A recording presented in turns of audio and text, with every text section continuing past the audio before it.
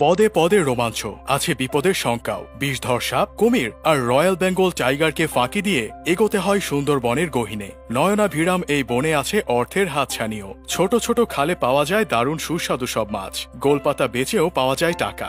গাছে গাছে পাওয়া যায় মধু ভর্তি মৌমাছির বড় বড় চাক। পাওয়া যায় মোম। প্রাকৃতিক এই মধু স্বাদ, মান ও গুণে শ্রেষ্ঠ, দামও সবচেয়ে বেশি। বর্ষা আসার আগে এপ্রিলের 1 তারিখ থেকে মে মাসের শেষ দিন পর্যন্ত চলে মধুর মৌসুম। বনে জঙ্গলে ঘুরে খুঁজে চাক বের করেন একদল মানুষ, তাদেরকে বলা হয় মোয়াল। মধু সংগ্রহের এই যাত্রায় যেমন থাকে হেঁটে চলা, তেমনই থাকে নৌকার ব্যবহার। বনের মধ্যের ছোট খাল দিয়ে একে বেঁকে নৌকা চলে যায় গহীন বনে। খালের পাড়ে কোনো গাছে নৌকা বেঁধে নেমে পড়ে মোয়ালরা। নৌকা থেকে নামানো হয় মধু সংগ্রহের ড্রাম, দা, লাঠি, অন্যান্য সরঞ্জাম। বনের ভেতর পানির নিচে শ্বাসমূলে পরিপূর্ণ। শ্বাসমূল যেন পা না কাটে, সেজন্য পড়তে হয় বিশেষ জুতা। মৌমাছির হুলের আক্রমণ থেকে বাঁচতে চোখ বাদে পুরো মুখ ঢাকতে হয় গামছা আর নেট চালে। 20 থেকে 25 হাত দূরত্বে মৌমাছি খুঁজতে এক মাথা থেকে আরেক মাথায় হাঁটা শুরু করে মোয়ালের দল। বনের খলিশা, গড়ান, পশুর সহ বহু গাছে বছরের এই সময়ে ফুল ফুটে থাকে।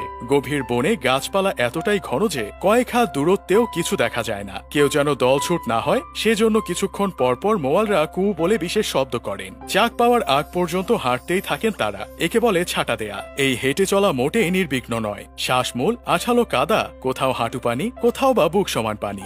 জঙ্গলের ভেতর নানা প্রাণীর হেঁটে চলার শব্দে ভয়ে আত্মা খাঁচা থেকে বের হয়ে আসে মাঝে মধ্যে। কখনো আসে শূকর, কখনো বাঘ, কখনো কুমির। কতক্ষণে সন্ধান মিলবে চাকের কেউ জানে না। আধা ঘন্টাতেও লাগে কখনো, কোনোটা 1 বা 2 ঘন্টা, কখনো তার চেয়ে বেশি। মৌচাকের দেখা মিললেই উবে যায় সব কষ্ট। তবে উচ্ছ্বাস প্রকাশের সুযোগ কম, কারণ মৌমাছি টের পেলেই নিশ্চিত দল বেঁধে আক্রমণ। এজন্য কাজ করতে হয় নিঃশব্দে। মৌচাকে থাকা মৌমাছিকে ঘায়েল করতে অব্যর্থ অস্ত্র হলো ধোঁয়া। সুন্দরবনে শুকনো পাতার অভাব নেই। সেসব পাতা একত্র করে জ্বালানো হয় আগুন। এই পদ্ধতিকে বলা হয় কাড়ু। সেখানে শুকনো পাতার সঙ্গে থাকে কাঁচা গোল পাতাও। শুকনো পাতায় আগুন জ্বলে, কাঁচা পাতায় হয় ধোঁয়া। এবার মধু সংগ্রহের জন্য ড্রামটাকে চাকের নিচে নেয়ার পালা। 1 বা 2 জন তরতর করে উঠে যায় গাছে। তাদের হাতে দেয়া হয় ড্রাম, চাক কাটার দা আর কাড়ু। মৌচাকে ধোঁয়া লাগতেই নিরাপদ গন্তব্য খোঁজে মৌমাছি।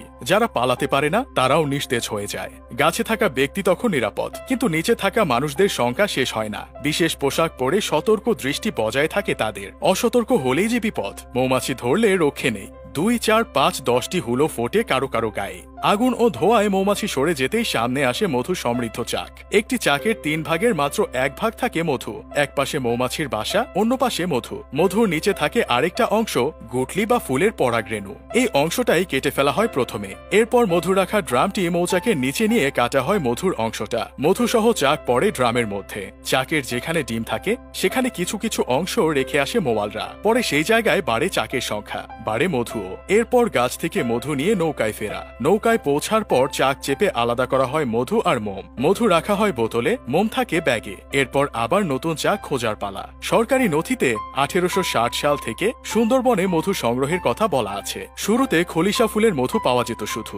এরপর গরান ফুলের, তারপর কেওড়া, গেওয়া ও অন্যান্য ফুলের মধু। তবে এখনো সবচেয়ে সুস্বাদু খলিশার মধু।